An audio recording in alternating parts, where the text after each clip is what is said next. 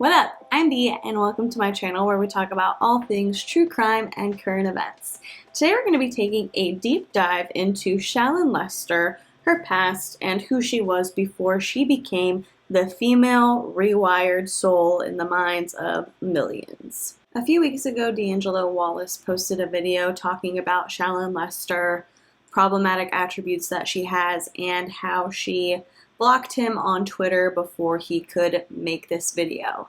Shallon also falsely claimed that D'Angelo doxed her and that she had reported it to Twitter. Twitter got the tweet taken down, and yet miraculously none of his thousands of followers saw or were able to get a screenshot or had any proof whatsoever that this tweet and this doxing had happened. So we're pretty much convinced she's a liar, and not just because nobody had proof, but because of some of the problematic things she says, the way she approaches certain topics, and just some really kind of concerning attitudes she has around dating, personal development, being a girl that guys are interested in, making friends, pretty much anything that you would ask somebody else for advice on.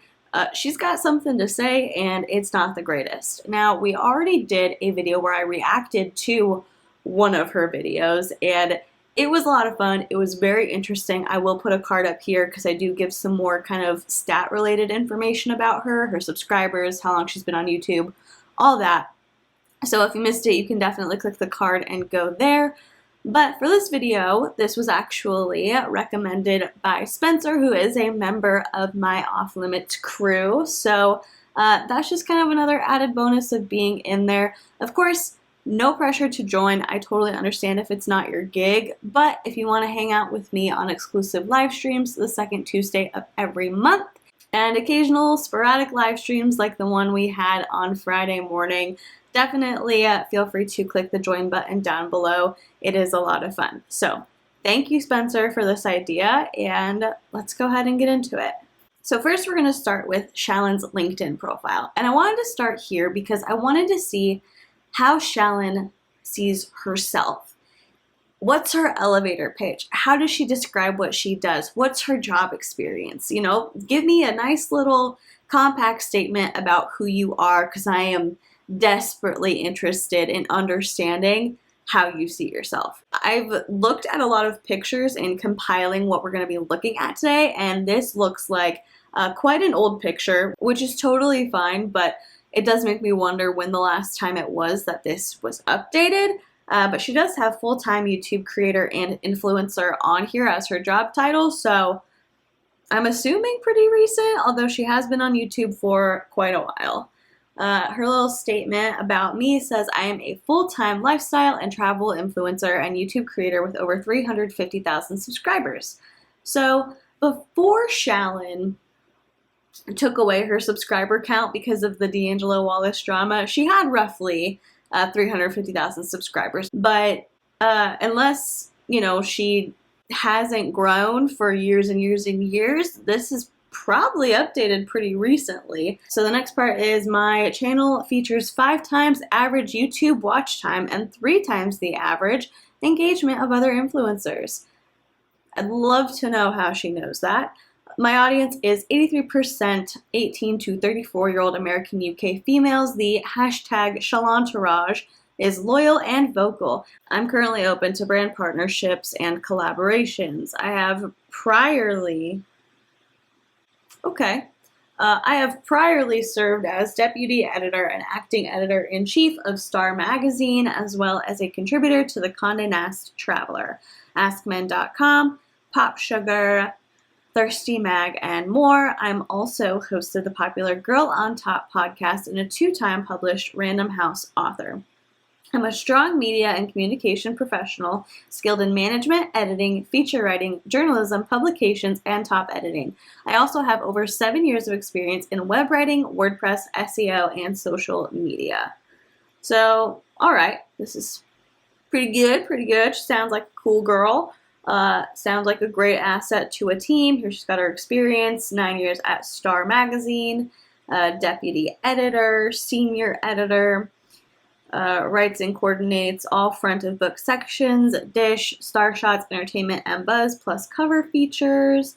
Appears as a television correspondent for OKTV and The Wendy Williams Show. Ooh. She's got the books that she wrote, blogger columnist for Glamour, gossip features reporter for New York Daily News for a few years, an associate editor at FHM, and a contributing writer at College Humor. So Shallon's got a ton of like tabloid / journalistic experience, and something that's really interesting is that she went from, I don't want to like give too much away about who she is because we're gonna like dive into this together, but obviously I had to like look through these articles to see what we were gonna be checking out, and while I didn't read them in full because I want us to learn about her together, it seems like she could have been like a New York LC. She could have been an East Coast Conrad, basically. And not that there's anything wrong with being a full-time YouTuber, because let's be real, like that's what so many people want. I would love to do that. But it is just interesting because she had like a full-on career before she started doing this. And I guess maybe the money's better on YouTube than it would be at like a magazine in New York, but that just seems like such a cool job. So I don't know, everyone has the things that they like and they don't like, and you can literally do whatever you want in this life. But I do just think it's kind of fascinating that she had this whole successful career and she made this shift. But I don't know, plenty of other like actors, actresses, stuff like that do turn to YouTube at some point. I've seen plenty of them. Okay, so that's how Shallon describes herself on LinkedIn.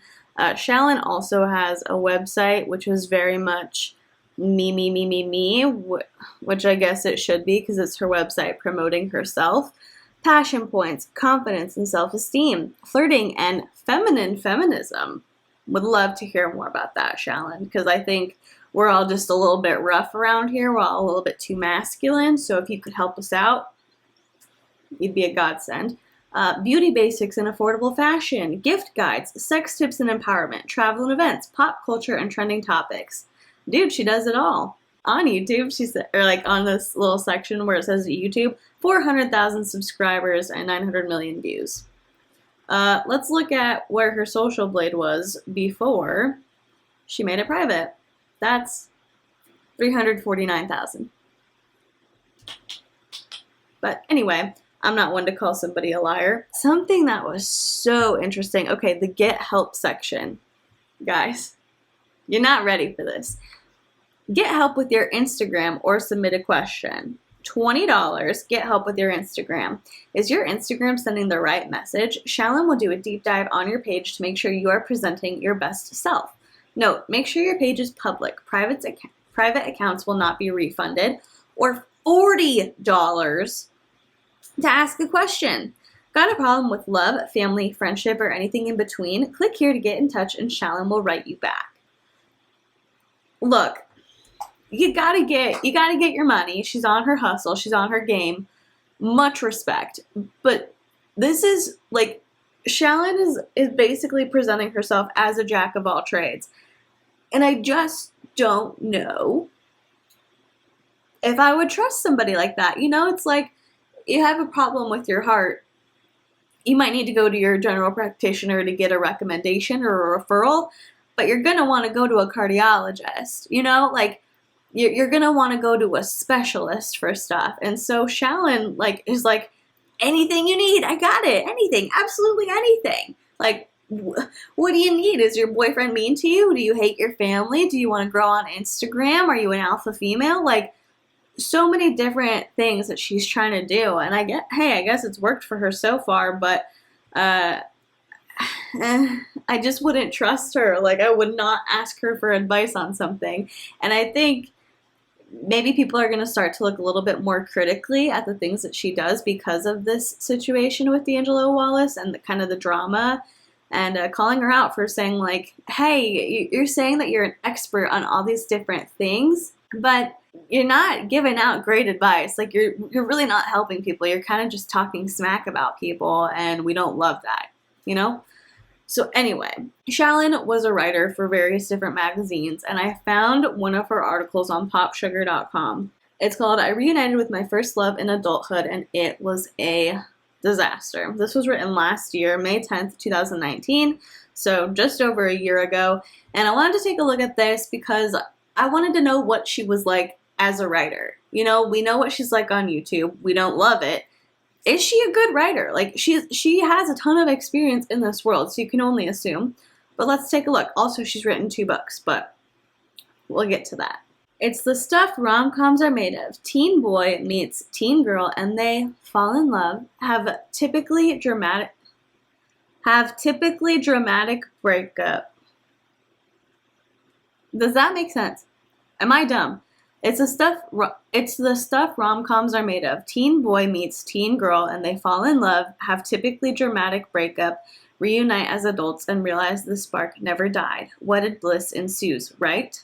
Right? Okay, I guess it just sounded weird the first time I read it. When my first love came sweeping back into my life a few years ago, I couldn't help but think that we were stepping into the happy ending of a Hallmark movie. After all, if cheesy films taught me anything, it's that the bigger the drama, the truer the love, right? And boy, did we have drama. I'm sorry, I'm gonna read this seriously because I can feel myself playing it up. So I'm gonna read it seriously. John and I were each other's first loves, but as they say, the course of true love never ran smooth. Back in high school, he won me over with his brash charm and secret romantic side. But to everyone else, he was known as a hothead with a hair-trigger temper. A soccer star, John was as infamous for his tantrums as he was for his hat tricks. One time, he actually threw a folding chair at a referee. Wow. A move, parentheses, dumb, 17-year-old me found exciting and manly. That's not a red card, that's a red flag, my best friend Aaron said at the time, but I just rolled my eyes and screeched that John was simply trying to find himself. Okay, yes, I believe that happened. But the occasional game day meltdown, which he always laughed off, wasn't John's only sin. The morning after I lost my virginity to him, I found out he cheated on me with my friend Liza. Numb and reeling from the betrayal, I dumped him and never spoke to Liza again, which added a layer of pain and unfairness to an already agonizing situation. He went off to USC, and I threw myself into life at Cal Poly, not dating anyone until senior year. I kept up with John through mutual friends. I refused to add him on Facebook. I love a good grudge. So Aaron would feed me info about him, from his burgeoning real estate company to the fact that he was, still single, and would ask about me whenever he ran into her. Obviously, John had grown up and matured, or at least channeled that tempestuousness into business prowess. So when he texted me, "I miss you," out of the blue a decade after we called it quits, I found myself more than willing to pick up where we left off. I couldn't help but be mesmerized by the idea of ending up with my first love. What could be more romantic than that?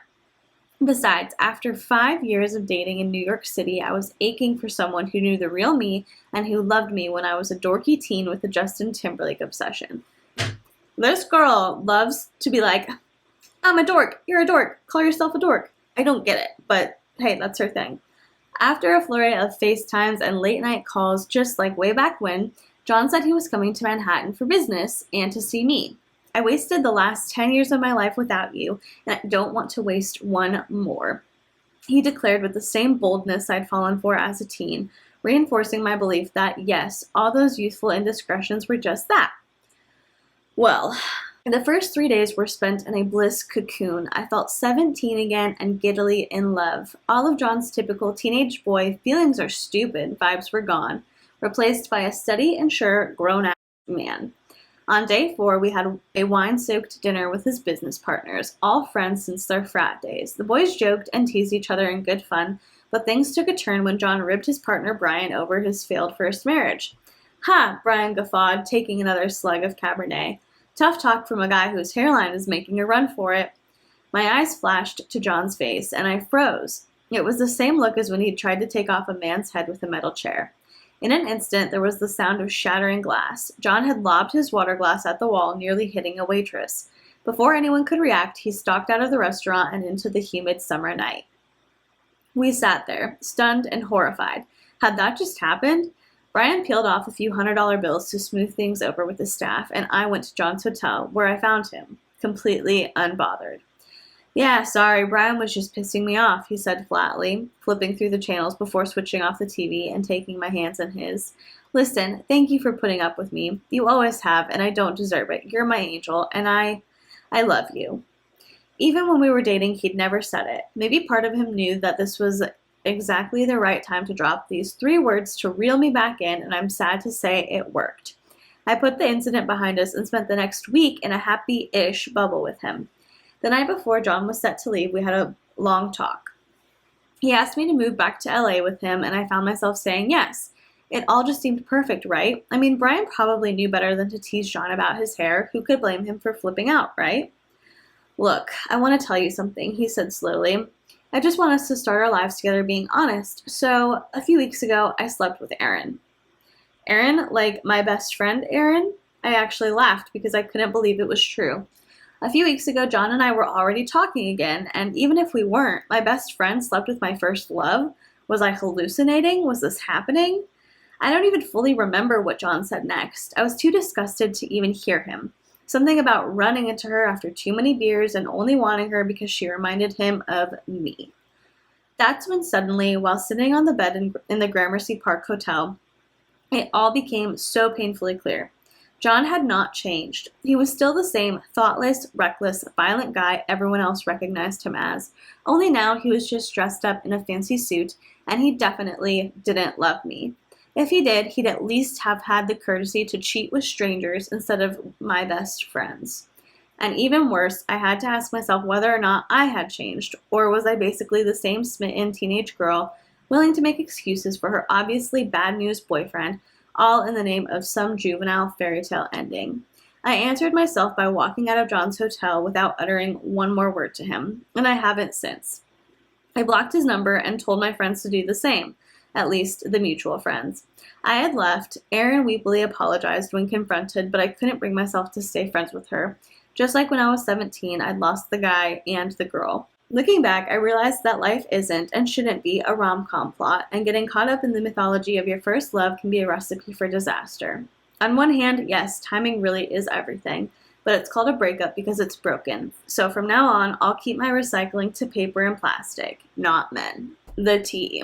So, to be completely honest, this is a good article. I don't know how true it is, if it's actually based on a real experience or what, but, this is good. This is decent, I don't really have too much to criticize on it. I will, however, criticize her for this next thing we're going to talk about. So in 2010, Shallon and 4 of her friends were part of a MTV reality show that lasted for 6 episodes called Downtown Girls. And it followed them as they kind of navigated the world of dating and friendship and relationships and all that. And it is allegedly on Amazon Prime, but I literally logged in and tried to watch it, and it said that the titles weren't available, so I don't know how good or bad it was. I wish it was, available to be played. I don't know why it lets you click on it, but won't let you play it.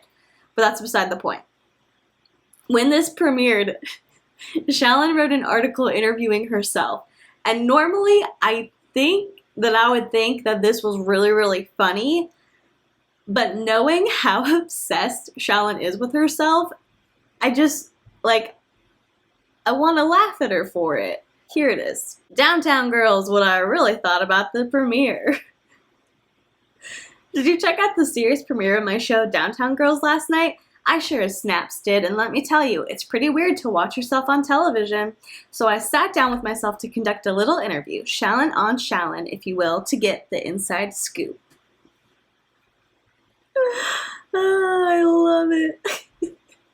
Well, Self, what did you think of the show? I can't believe it's actually on television. So trippy to think that as the girls and I squealed and watched it last night, millions, well, hopefully millions of other people around the country were tuning in too. I won't read all of it, but it's just funny, she literally did an interview with herself. And the first episode was an ex recycling party. I have no idea what that means, but I can only assume they got together, it was at a bowling alley. So they went on a date, like a group date, and the other friends picked one of their friends' exes to invite with so they could like reunite and see if there was a spark there, which sounds like the worst night anyone could plan for themselves or a friend. But I mean, it's reality TV in the early 2010s, so we'll give them a break. One other question I do just want to read from her Shallon on Shallon interview. I think this is a lie, but you are more than free to have your own opinion. What didn't we see on last night's episode? There were so many hilarious things that didn't make it in. Like during bowling, for example, my ex, Dargan, tried to throw the ball as fast as he could, and it slipped out of his hands and smashed into the wall. The bowling ball shattered into 100 pieces, and it took a large chunk of plaster off the wall. The security guard came running over to us, and we all thought we were going to get kicked out. But he just shook Dargan's hand and said, "That was the coolest thing I've ever seen in my life. It was classic." That's a lie. Like, a security guard would not shake your hand. He might be like, "Whoa, that was wild, but hey, like, we're gonna have to ask you to leave," or "Wow, that was wild. Please be more careful." But he's not gonna shake your hand and say, "That was the coolest thing I've ever seen in my life." Bro. Now, besides the self-centeredness of Shallon interviewing herself, she did get interviewed by other people. The Downtown Girls show was essentially centered around her. Like in all of the promo pictures, it's about her.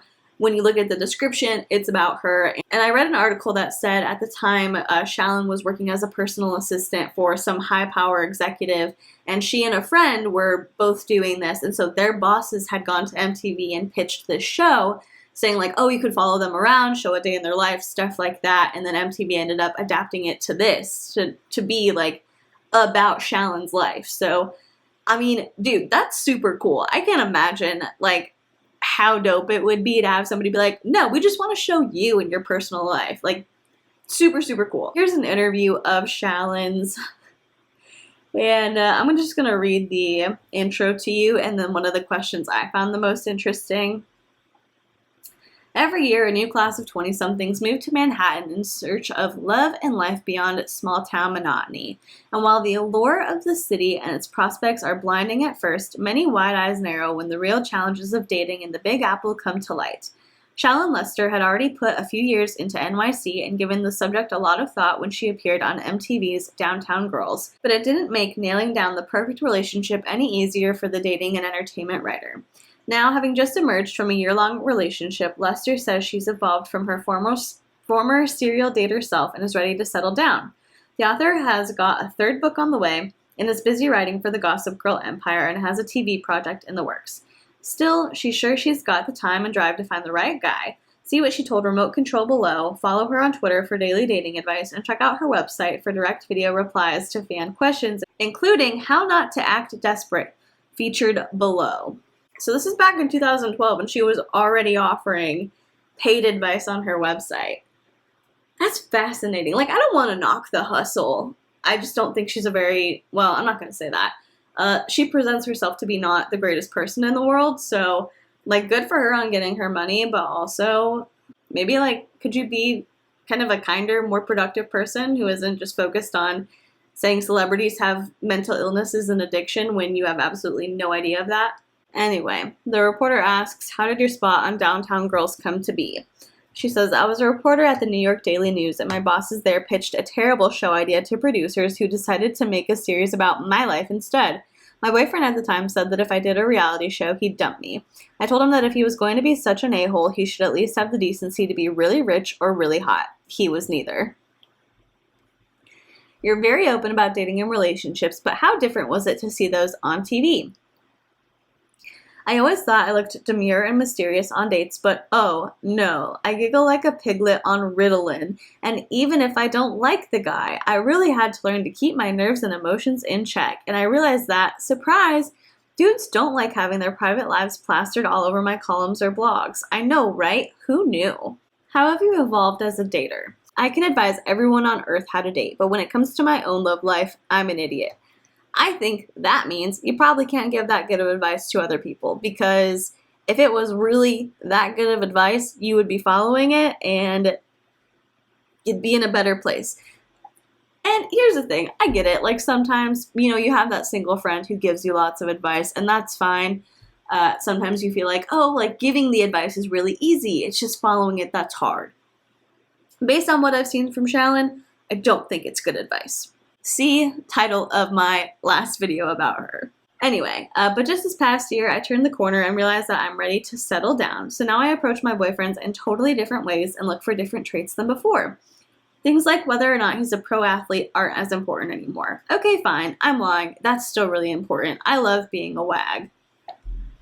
Sis, what are some top-line basic tips you can offer to someone who's striving for a relationship? So glad you asked. 1. Be honest about what you're looking for. Don't pretend you're happy being single when you want to settle down. There's no shame in it, but lying to yourself will prevent you from ever being happy. 2. Don't be weird, at least not right away. I used to tell every strange, funny, bizarre story I had on the first date, and shocker, there wouldn't be a second one. Meter out your personality in doses. It keeps your partner interested. 3. Girls, don't put out. It sounds anti-feminist, but the longer you can hold out, the more he turns into your boyfriend without him even realizing it. It's the most powerful card you have, so don't play it right away.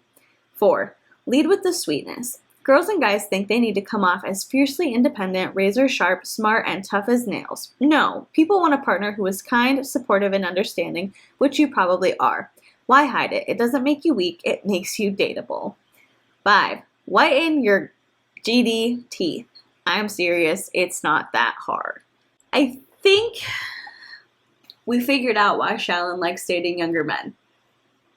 It's all in these 5 points, because Shallon appears to have had a very rough kind of dating life, and I think it's just easier when you're dealing with somebody who's less mature than you or who's younger than you, who you have a bit more life experience on. It's kind of easier to control them and get them to do what you want them to do and have them treat you the way that you think you should be treated. And here's the thing, like, I don't think there's anything like inherently wrong about relationships with large age gaps, but if it's your preference to date someone significantly younger than you, I think that's kind of odd, because she's talked about how like young guys are so much easier to control. You tell them, I want you to do this, and they're gonna take it up, they're gonna pick it up, they want to please you. Like, she talks about them in a very predatory way. So not that I think she's any sort of like but she definitely goes for a younger guy who is of legal age. And finally, the last thing I wanted to take a look at is an article called Downtown Girl, Shallon Lester to Read in Newport. And this is from the Orange County Register back in 2011. She wrote a book called X's and O's, a downtown girl's mostly awkward tales of love, lust, revenge, and a little Facebook stalking.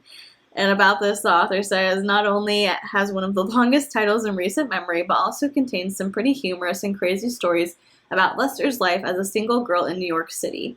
For instance, she developed a bad habit of stealing food from restaurants and grocery stores to feed the homeless. She also amassed a collection of thousands of unopened condoms under her bed and crashed celebrity parties for the New York Daily News. To be quite frank, I believe the last one. I know she talks about the unopened condoms, so I believe her on that one too, but stealing food from restaurants and grocery stores to feed the homeless. I don't know. If I don't buy that she did it, and if she did do it, I think she did it for the story, not to be nice, but that's just my opinion. So this says she's 28 back in 2011, which would make her 37. I don't know. There's a lot of like talk about what age she actually is. Anyway, that's not the point. She wrote a book. She was going back to Newport to read it at a bookstore. That's it. So the question I really wanted to get to is, okay, why do you have thousands of condoms stashed under your bed? Answer, I have been a spokesperson for Trojan. They send me tons and tons of condoms, whole crates full of them.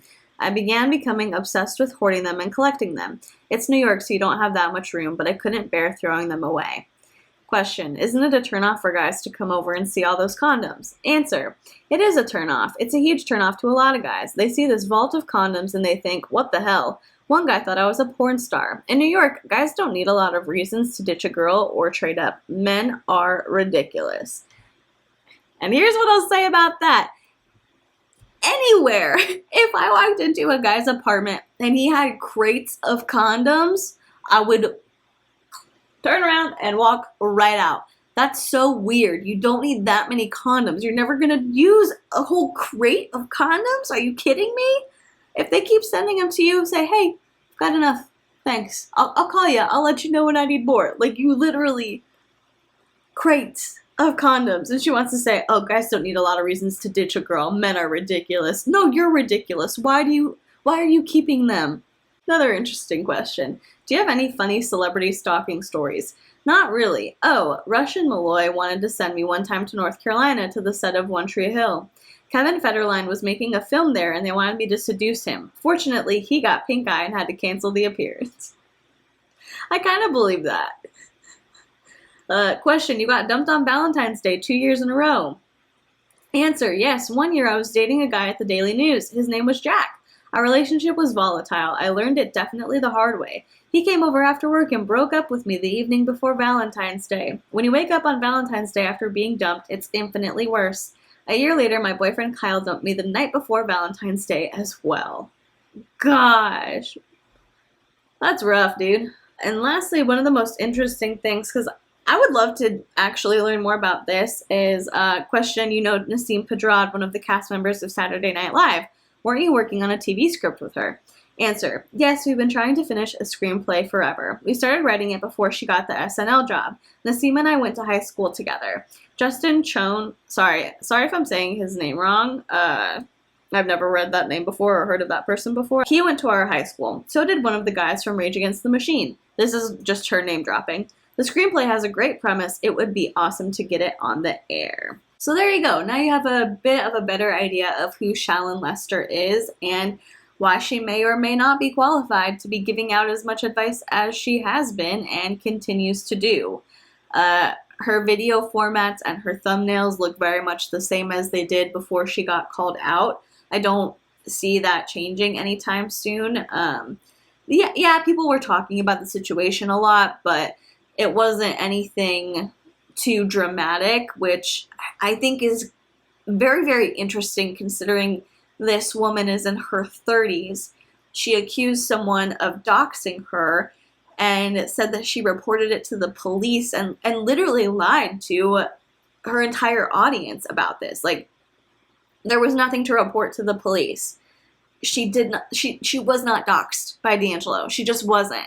And that's the thing that I have the biggest problem with in this specific situation is you lied. Like, I think we kind of see a pattern. There's a lot of stories that she's told from her past that, are they true? Are they not? Is this fabricated? Is this kind of embellished and maybe based on something true? And I think when you live your life in a constant state of, well, this is mostly true, or, well, this makes for a better story, you get into a dangerous section where you kind of start believing your own BS and you don't necessarily care about the truth and you just say what makes the best story, and eventually you kind of just start to believe it's true for you. And this is what I see in Shallon. This is what I've seen for the past 15 years of information that I've been able to find on her, is she lives in a world where she's the sun, the moon, the stars, the clouds, the birds, the rain, the thunder. She's everything. And yeah, we're all the most important person in our own world, but she also believes that everyone else sees her that way too. And that's evident in the way that she speaks about herself, the way she seriously, legitimately interviewed herself for glamour.com.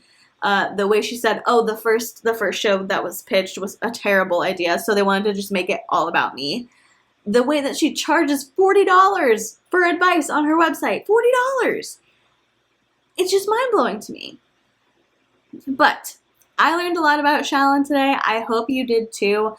Please tell me what you thought of everything, what you thought the most interesting part of the video was, or the most interesting article, and what your biggest takeaway was from this, because I would love to hear it. And while you are doing that, if you would consider liking this video or subscribing to my channel, that would be incredible. And if you have subscribed already, thank you so much. I am so appreciative of you, and I love being able to just sit here, hang out with you, and talk about whatever. With all that being said, I'm going to go ahead and let you go. Thank you so much for watching. Please be kind to people, and I will see you in the next one. Bye.